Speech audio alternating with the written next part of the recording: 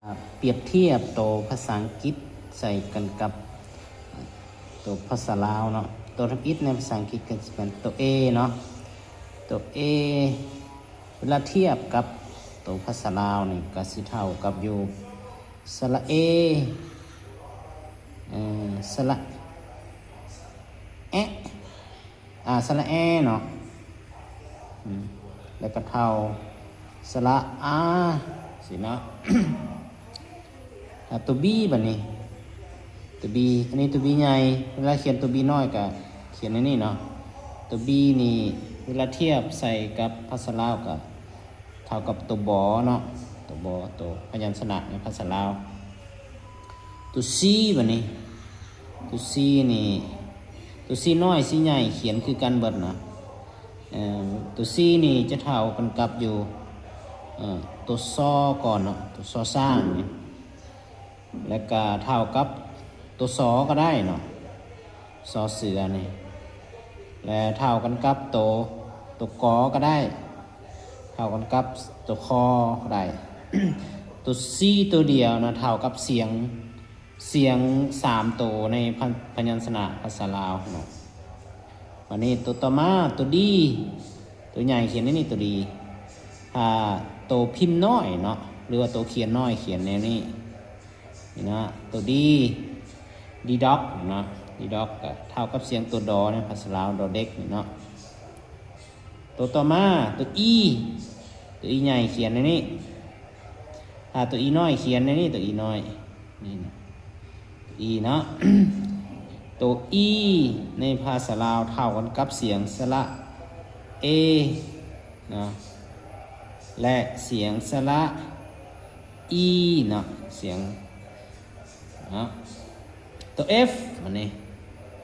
ตัว F ตัวใหญ่เขียนในนี่ตัว F เนาะตัวน้อยเขียนในนี่เนาะ F เนาะ F นี่เท่ากับเสียงตัวฟอไฟเนาะต่อมาตัว G เนาะตัว G เขียนตัวใหญ่เขียนในนี่สังเกตเบิ่งเนาะตัวน้อยเขียนแนวนี้เนาะตัว G นี่เท่ากับเสียงตัวกอในภาษาลาวกอไก่นี่เนาะเสียงตัวจอและเสียงตัวยอยุงเนาะตัวจีนเนาะตัวต่อมาตัวเฮสเนาะเฮสนี่เขียนตัวใหญ่เขียนในนี่เนาะถ้าตัวน้อยเขียนในนี่ขีดลงมาในนี่เนาะตัวเฮสเท่ากับเสียงตัวหอหานกับหอเฮือนเนาะเท่ากับเสียง2ตัวในภาษาลาวเนาะตัวไอเนาะตัวไอใหญ่เขียนในนี่ตัวไอใหญ่ตัวไอน้อยเขียนในนี่จะเม็ดนี่เนาะตัวไอก็เท่ากับเสียงสระอิกับเสียงสระไอเนาะในไม้ตัวเจใหญ่เขียนในนี่ตัวเจใหญ่ตัวเจน้อยเขียนหรือว่าตัวพิมพ์นะแต่ว่าเอาส่วนลายมักว่าตัวน้อยเนาะตัวเจเท่ากับเสียงตัวจอในภาษาลาวเสียงตัวซอพร้อมก็ได้กับเสียงตัวยอเนาะเจนั่นคือเสียงตัวเจเนาะมานี่ตัวต่อมาเสียงตัวเคใหญ่กับตัวเคน้อยเขียนคือกันเนาะตัวเคเท่ากับเสียงตัวกอไก่นี่เท่ากับเสียงตัวขอกับเสียงตัวคอเทียบได้3ตัวในภาษาลาวเนาะตัว L ตัวใหญ่เขียนในนี้ถ้าตัวน้อยก็เขียนแนวนี้ตัว L เนาะเท่ากับเสียงตัวลอลิงเนาะตัว M ตัวใหญ่เขียนในนี้เนาะถ้าตัวน้อยเขียนในนี้นี่ตัว M เท่ากับเสียงตัวมอแมวตัว N ใหญ่เขียนในนี้ถ้าตัว N น้อยเขียนแนวนี้ ตัว n เท่ากับเสียงตัวนอในภาษาลาวเฮาเนาะนอนกเนาะตัวต่อมาตัวโอเนาะวันนี้โอตัวโอตัวโอน้อยตัวโอใหญ่เขียนคือกันเนาะตัวโอนี่เป็นสระเนาะเป็นสระโอสระอสระอูเนาะในภาษาลาวเนาะตัวต่อมาตัวพีตัวพีใหญ่เขียนนี่ตีนมันสื่อกันกับแถวนี่ถ้าตัวพีน้อยแมนหัวสื่อแถวนี่เนาะตัวพีก็เท่ากับเสียงตัวพอพูนี่เนาะกับเสียงตัวปอปาเนาะตัวต่อมาตัวคิวใหญ่เขียนนี่เขียนวงม่อนแล้วก็มาขีดในนี่เนาะตัวคิวถ้าคิวน้อยเขียนสิเนาะคิวน้อยตัวคิวนี่เท่ากับเสียงตัวข้อกับตัววอเนาะข้อวอเนาะเป็นเสียงควบเนาะตัวต่อมาตัว R ตัวใหญ่เขียนนี่ตัว R ถ้าตัวน้อยเขียนในนี่เท่ากับเสียงตัวพยัญชนะในภาษาลาวคือตัวรอเรดาเนาะรอเรดาหรือว่ารอระฆังเนาะตัวนี้หันลิ้นเสียงหันลิ้นยากแน่เนาะตัวต่อมาตัวทีขีดมานี่เนาะตัวใหญ่ขีดนี่นะถ้าที่ ถ้าตัวน้อยเนาะตัวเขียนในนี่ตัวที่เนาะตัวที่ก็เท่ากับเสียงตัวทอทุ่งนี่เนาะและก็เสียงโตตอตาและก็เสียงดอเด็กในภาษาลาวเนาะตัวต่อมาอีกตัวยูใหญ่เขียนในนี้ถ้ายูน้อยเขียนคล้ายคือกันกับยูใหญ่แต่ว่ามีหางน้อยประมาณหนึ่งในนี้เนาะตัวต่อมาตัวยูเทียบเข้ากับเสียงในภาษาลาวครับเสียงสระอุเสียงสระอูเสียงไม่เป็นได้ไม่กังเนาะและเสียงสระอิวนำก็ได้นี่เนาะตัวต่อมาตัววีใหญ่วีน้อยเขียนคือกันเนาะในภาษาลาวก็เท่ากับเสียงตัววอเนาะตัวต่อมาตัว W เนาะ W ใหญ่ W น้อยเขียนคือกันแต่บางคนก็จะเขียนไปสิเนาะก็เท่ากับเสียงตัววอคือกันในภาษาลาวครับเสียงที่เทียบใกล้เคียงที่สุดเนาะตัวต่อมาตัว X X ใหญ่ X น้อยเขียนคือกันเนาะบางคนก็จะเขียนไปสิตัว X เนาะ X เนาะเท่ากับเสียงตัวกอก็ได้เสียงตัวซอสร้างนี่เนาะแล้วก็เสียงตัวสอเสือเทียบในภาษาลาวเนาะตัวต่อมาตัว Y